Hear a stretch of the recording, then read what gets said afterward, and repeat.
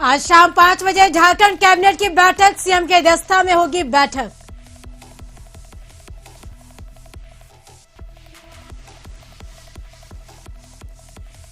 राष्ट्रीय किसान दिवस पर झारखंड के किसान बैठे उपवास पर, कहा केंद्र सरकार वापस ले कानून।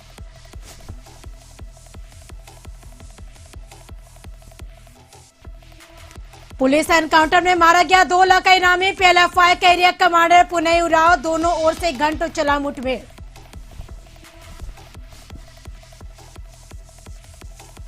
चक्रधरपुर रेलखंड पर मालगाड़ी हुई दुर्घटनाग्रस्त, परिचालन हुआ बाधित।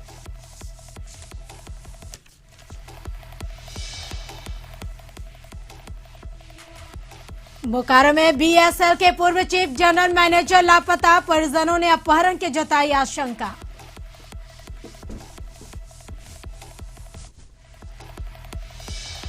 बुड्डू में कुआं में गिरा हाथी का बच्चा, बच्चे को बाहर निकालने में जुटे ग्रामीण।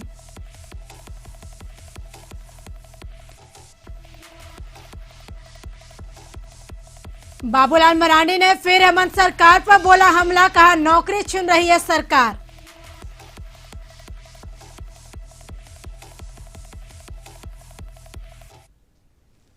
नमस्कार, अपन झारखंड में आपका स्वागत है। आपके साथ मैं हूं करिश्मा। तो बुलेटिन करेंगे शुरुआत। तो सबसे पहले बात करेंगे राजधानी रांची की, जहां झारखंड कैबिनेट की आज बैठक होने वाली है। शाम 5 बजे सीएम के अध्यक्षता में यह बैठक होगी। तो झारखंड कैबिनेट की आज बैठक होने वाली है। शाम 5 बजे सीएम के अध्यक्षता में यह बैठक होगी।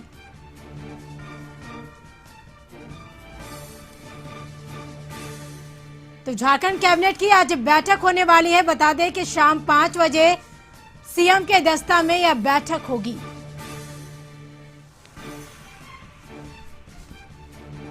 तो झारखंड कैबिनेट की बैठक आज शाम 5 बजे सीएम के अध्यक्षता में यह बैठक होगी।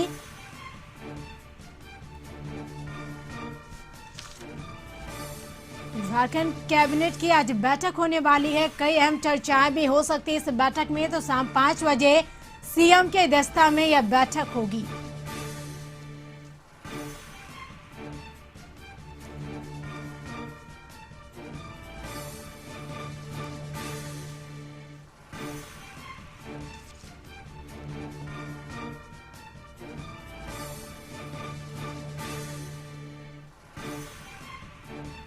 तो अधिक जानकारी के लिए रांची से हमारे संवाददाता संदीप जुड़ चुके हैं लाइव चैट पे। संदीप, जानना चाहेंगे आज झारखंड कैबिनेट की बैठक होने वाली है, कितने बजे यह बैठक होगी, क्या कुछ अहम चर्चाएं हो सकती है?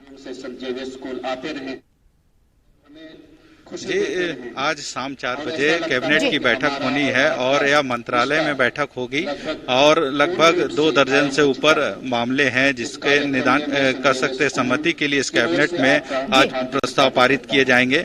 हालांकि जिस तरह से राज्य के वर्षगांठ भी मनाया जा रहा है 29 तारीख को, 1 साल पूरा होने से पहले कई अहम फैसले आज इस कैबिनेट से पारित किए जाएंगे। जी संदीप, एक बात और जानना चाहेंगे, कौन कौन लोग इस बैठक में शामिल होंगे, कितना अहम माना जाए इस बैठक को? अभिनंदन करता हूं।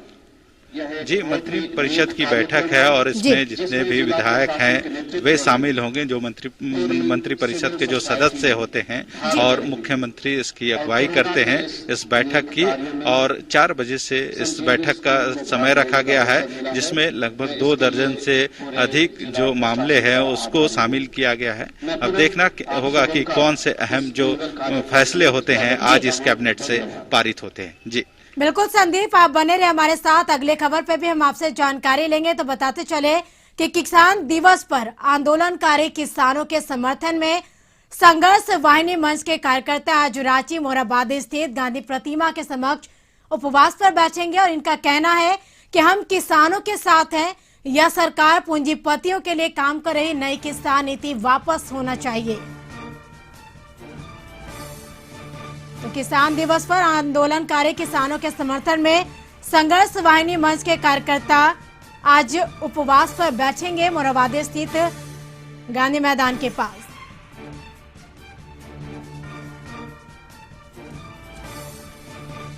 तो लगातार रांची से हमारे संवाददाता संदीप जुड़े हुए हमारे साथ लाइव चैट पे। संदीप, जानना चाहेंगे आज किसान दिवस भी है और किसान दिवस के को देखा जाए तो किसान के समर्थन में संघर्ष वाहिनी मंच के कार्यकर्ता भी आज उपवास पर बैठेंगे। क्या कुछ अहम जानकारी इसको लेकर? जी, किसान दिवस आज है और किसान दिवस के अवसर पर आज झारखंड के कई समिति के लोग आज जो गांधी प्रतिमा है वहां पे उपवास पे बैठे हैं। और जिस तरह से किसान अपनी मांगों को लेकर दिल्ली में आंदोलन कर रहे हैं, तो कहीं ना कहीं ये जितने लोग हैं वे उस आंदोलन का समर्थन कर रहे हैं और कहीं ना कहीं जो नई किसान नीति का बना है सरकार की ओर से, उसे वापिस करने की मांग कर रहे हैं। जी संदीप, हम जानना चाहेंगे एक बात और कि जिस तरह से वहां पे जो लोग मौजूद हैं, आप उनसे बात करने की कोशिश करें कि कब तक उपवास इनका जारी रहेगा?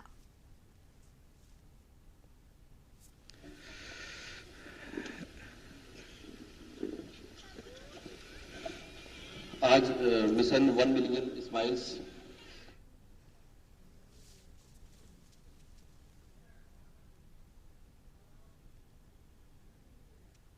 तो आंदोलनकारी किसानों के समर्थन में संघर्ष वाहिनी मंच के कार्यकर्ता रांची स्थित मोरहाबादी मैदान गांधी प्रतिमा के पास उपवास पर बैठे। बताते चले कि किसान दिवस भी आज है और किसान आंदोलन के समर्थन में संघर्ष वाहिनी मंच के कार्यकर्ता भी रांची मोरहाबादी स्थित गांधी प्रतिमा के पास उपवास पर बैठे हैं।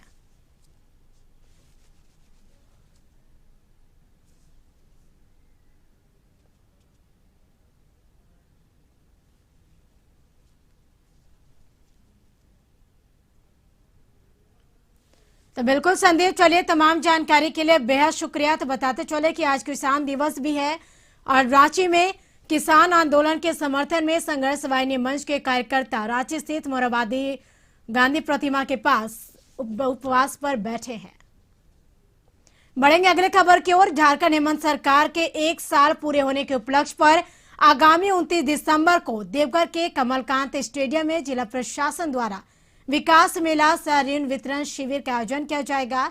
इसके सफल आयोजन को लेकर देवघर उपायुक्त मंजूनाथ भजंत्री ने विभागीय अधिकारियों के साथ समाहरणालय में बैठक की है। और इस बैठक में बताते चले कि विभिन्न विभागों द्वारा विकास मेला में लगने वाले स्टॉल, योजनाओं के शिलान्यास व उद्घाटन को लेकर किए जाने वाले कार्यों की बिंदुवार समीक्षा की गई है। राज्य सरकार के निर्देशानुसार जो 29 दिसंबर को पहली वर्षगांठ की जो समारोह होगी उसके संबंध में हमने सारे तैयारियों का समीक्षा किया और बहुत एक समारोह की तरह इसका हम लोग उस दिन सेलिब्रेट करेंगे यहाँ के स्टेडियम में जिला स्तर से, और राज्य स्तरीय कार्यक्रम के लिए भी यहाँ से कुछ लोग लाभुक लोग वहाँ जाएंगे। तो 29 दिसंबर को झारखंड हेमंत सरकार के 1 साल पूरे होने जा रहे हैं। इसको लेकर बताते चले कि कमलकांत स्टेडियम में जिला प्रशासन द्वारा विकास मेला व सह ऋण वितरण शिविर का आयोजन किया जाएगा।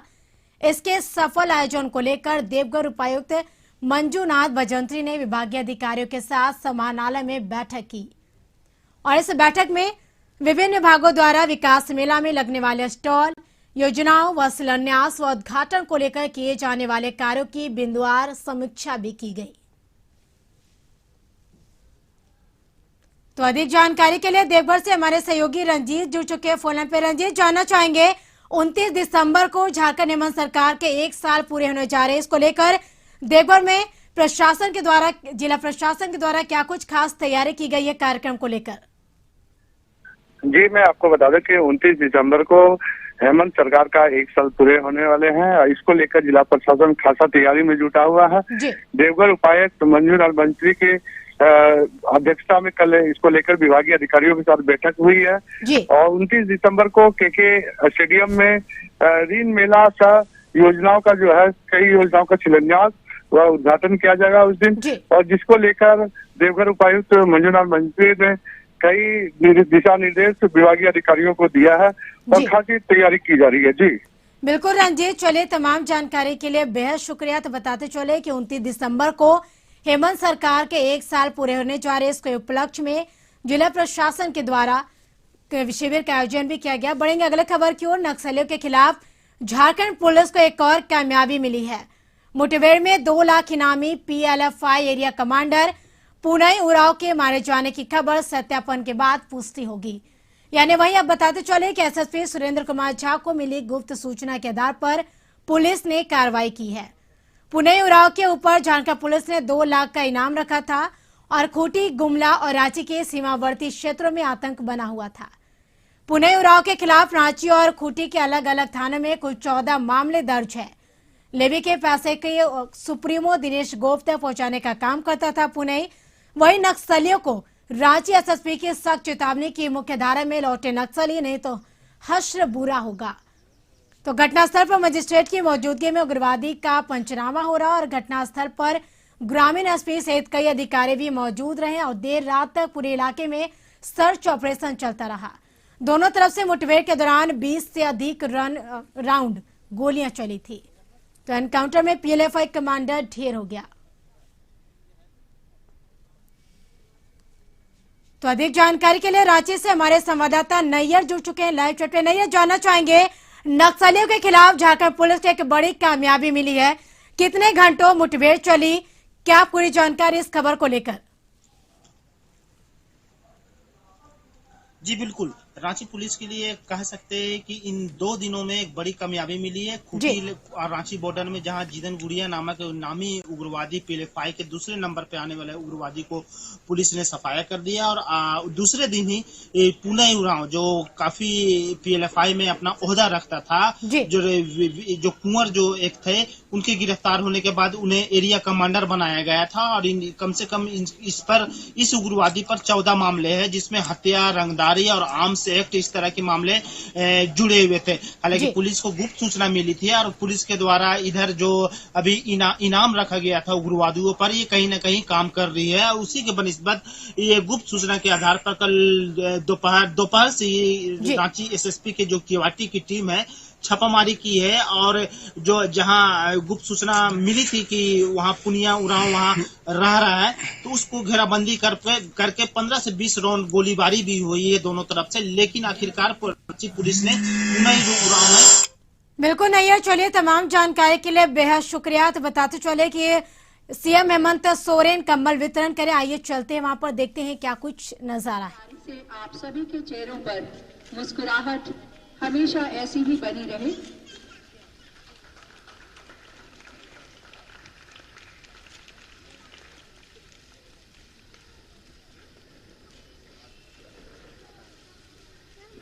बहुत बहुत धन्यवाद सर।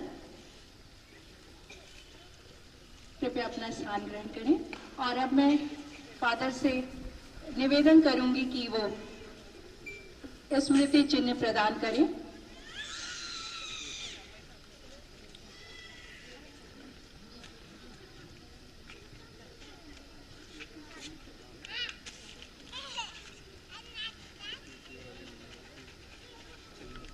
विद्यालय की ओर से ये स्मृति चिन्ह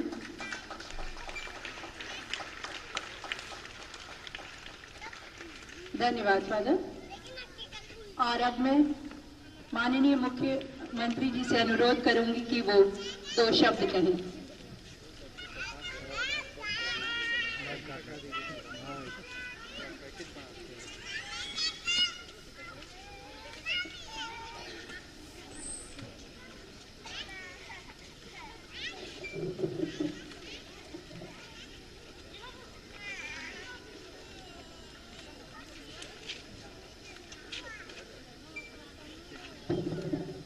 आज यहाँ संजीवनी स्कूल के इस प्रांगण में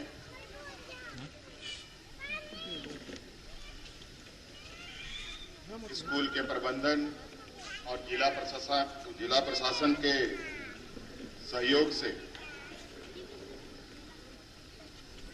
सामाजिक सुरक्षा का दायित्व को निभाते हुए कंबल वितरण के इस कार्यक्रम में हमारे साथ उपस्थित स्कूल के प्रिंसिपल संजय करकेटा जी, स्कूल प्रबंधन के सभी सम्मानित सदस्यगण, उपस्थित जिला प्रशासन की ओर से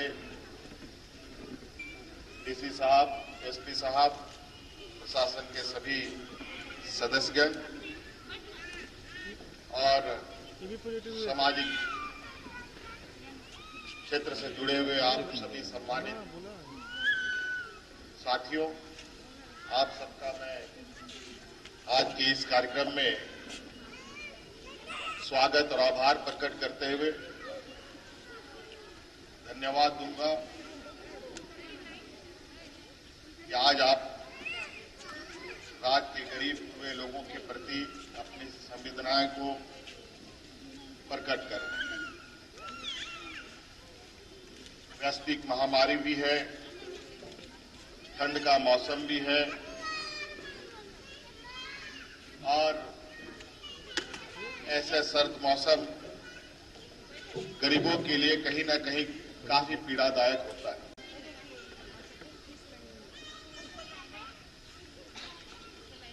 और इन वर्गों को सामाजिक सहयोग, सामाजिक सुरक्षा देना हम सबका कर्तव्य बनता है।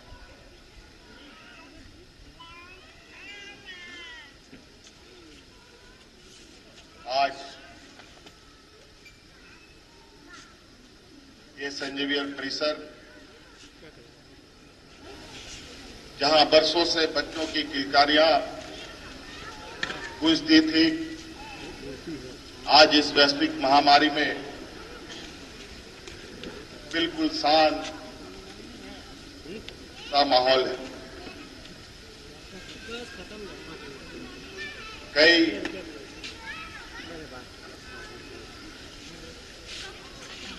व्यवस्थाओं में इस वैश्विक महामारी ने बड़े पैमाने पे बदलाव लाया है। इस वैश्विक महामारी की चुनौती को स्वीकार करते हुए दुनिया के मानव जीवन ने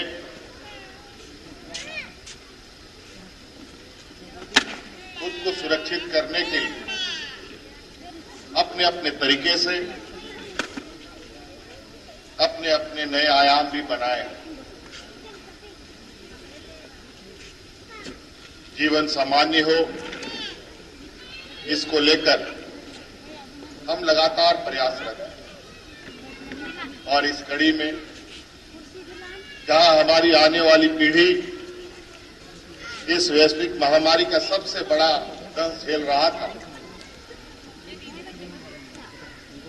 उसको वापस सामान्य जीवन में लाने का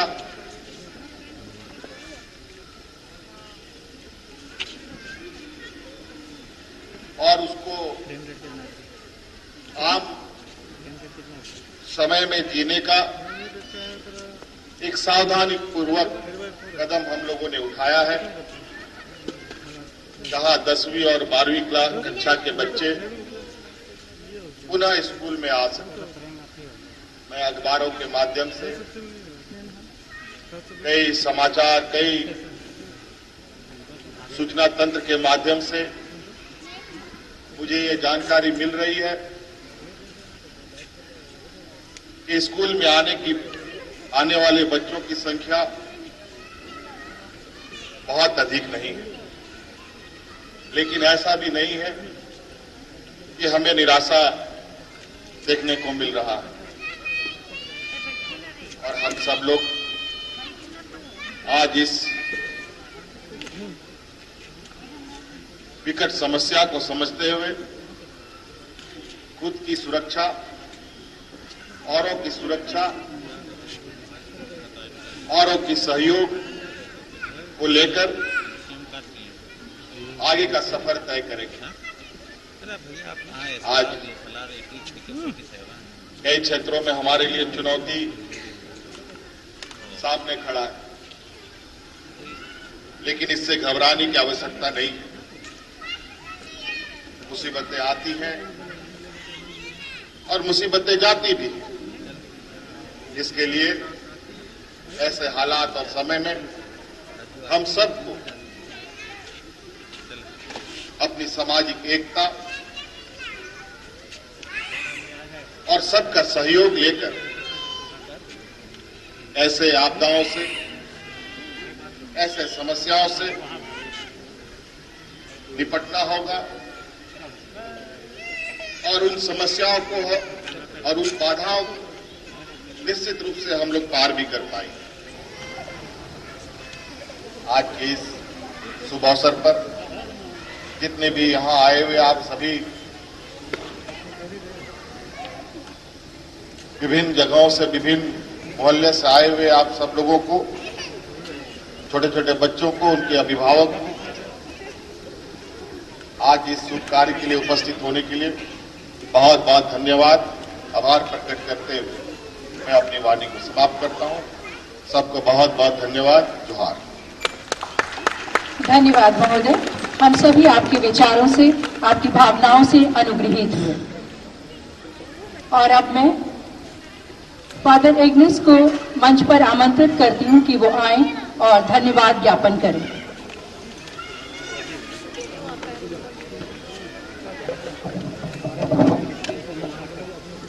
मिशन 1 मिलियन स्माइल्स प्रोग्राम के तत्वाधान में मुख्य अतिथि के रूप में आए हुए माननीय श्री हेमंत सोरेन।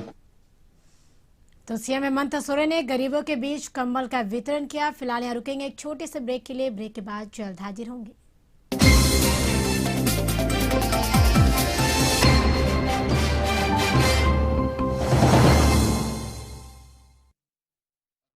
ब्रेक के बाद आपका स्वागत है। तो बढ़ेंगे अगली खबर की ओर। खबर जामताड़ा से, जहां पिछले एक सप्ताह से तापमान में गिरावट आने से बढ़ी ठंड के कारण जिले में जनजीवन पर व्यापक असर दिख रहा। अलाव का पर्याप्त इंतजाम नहीं होने के कारण ग्रामीण क्षेत्र में लोग पत्ते, सूखी लकड़ी और आदि जलाने का विवश है। कोहरे के बाद कनकनी की रफ्तार पकड़ने से ठंड में इजाफा हुआ है। सूर्य की क्षणिक दर्शन ने ठंड के हौसले को और बढ़ा दिया है। विभिन्न चौक चौराहे, तिराहे, रेलवे स्टेशन, बाजार, हॉस्पिटल समेत भीड़भाड़ वाले इलाकों में लोग अलाव तलाश करते दिखाई दिए।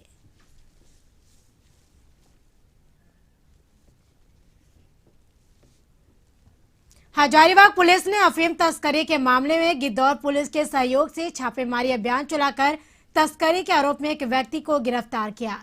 पुलिस ने बताया कि किशोर के घर में रखे 15 ग्राम ब्राउन शुगर, प्लास्टिक के पैकिंग पाउच और तौलने की छोटी मशीन व अन्य सामग्री को बरामद किया गया।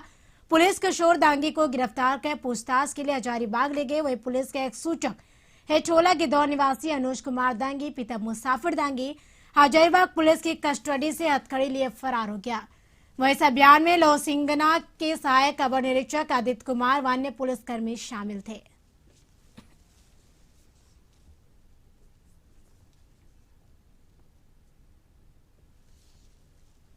चाईबासा चक्रधरपुर रेलखंड के बीमलगढ़ स्टेशन के यार्ड में मालगाड़ी दुर्घटनाग्रस्त हो गई। उसे मालगाड़ी रोल होकर गिर गए। बीमलगढ़ स्टेशन चक्रधरपुर रेल मंडल का सुदूरवर्ती इलाका में स्थित है, जहां यात्री गाड़ी कम चलती है और उड़ीसा राज्य के सुंदरगढ़ जिले में अवस्थित बीमलगढ़ स्टेशन के पास यह दुर्घटना हुई।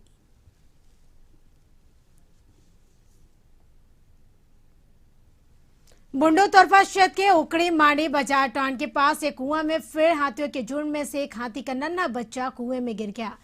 कुआं गहरा है और कुआं के पानी में लगातार हाथी का बच्चा तैरते हुए अपनी जान बचाने की पूरी कोशिश कर रहा। अकेला नन्हा हाथी पूरी रात से अब तक जीवन और मौत के बीच झूल रहा। आसपास के लोग देखने के लिए एकत्रित है, लेकिन किसी को कोई उपाय नहीं सूझ रहा। वन विभाग की सूचना दी गई है वन विभाग को, लेकिन खबर लिखे जाने तक वन विभाग की टीम उकड़ी माड़ी नहीं पहुंची थी। तो बुंडू में कुएं में हाथी का बच्चा गिर गया है। तो बुंडू की तस्वीरें हम आपको दिखा रहे हैं, जहां कुएं में नन्हा हाथी का बच्चा गिर गया है।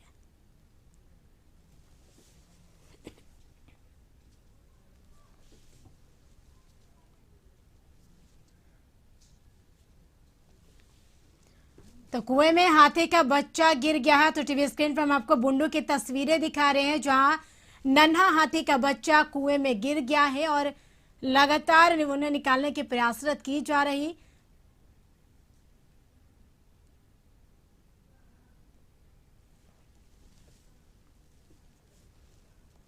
तो अधिक जानकारी के लिए बुंडू से हमारे सहयोगी जीतन जुड़ चुके हैं फोन पे। जीतन, जानना चाहेंगे नन्हा हाथी का बच्चा कुएं में गिर गया है। क्या हाथी का बच्चा निकाल लिया गया है या अभी भी वो कुएं में ही गिरा हुआ है? निकालने का प्रयास किया जा रहा है। ये खूंटी इलाका के तुरता थाना क्षेत्र के गांव में है, जहां हाथियों की झुंड से पिछड़ कर कुआं में गिर गया है। जो हाथी का नन्हा बच्चा, ये आज ही की बात नहीं है। इससे एक सप्ताह पूर्व भी मतलब तमार क्षेत्र के जिलिंग तरंग गांव में भी ऐसे ही हाथी के झुंड से पिछड़ कर एक बच्चा कुआं में गिरा। उसको तो 4 घंटा में निकाल लिया गया, लेकिन इसका प्रयास किया जा रहा। अभी भी लोग वहाँ पर कैसे भी लगा कर निकालने का प्रयास किया जा रहा है। लेकिन जिस तरह कुआं में गिर रहा हाथी का बच्चा, और ये महीना ठंडा का महीना है, धान का फसल होता है, धान का फसल खेत में काट के रखते हैं, तो जंगली हाथियों का झुंड। बिल्कुल जीतन, चलिए तमाम जानकारी के लिए बेहद शुक्रिया। तो नन्हा बच्चा कुएं में गिर गया है, फिलहाल निकालने का प्रयासरत किया जा रहा है। बढ़ेंगे अगली खबर की ओर। पूर्व विधायक बीजेपी विधायक दल के नेता बाबूलाल मरांडी ने हेमंत सरकार पर फिर हमला बोला। कहा नौकरी छीन रही है सरकार। तो पूर्व बीजेपी विधायक दल के नेता बाबूलाल मरांडी ने फिर हेमंत सरकार पर जमकर हमला बोला। कहा नौकरी छीन रही है हेमंत सरकार।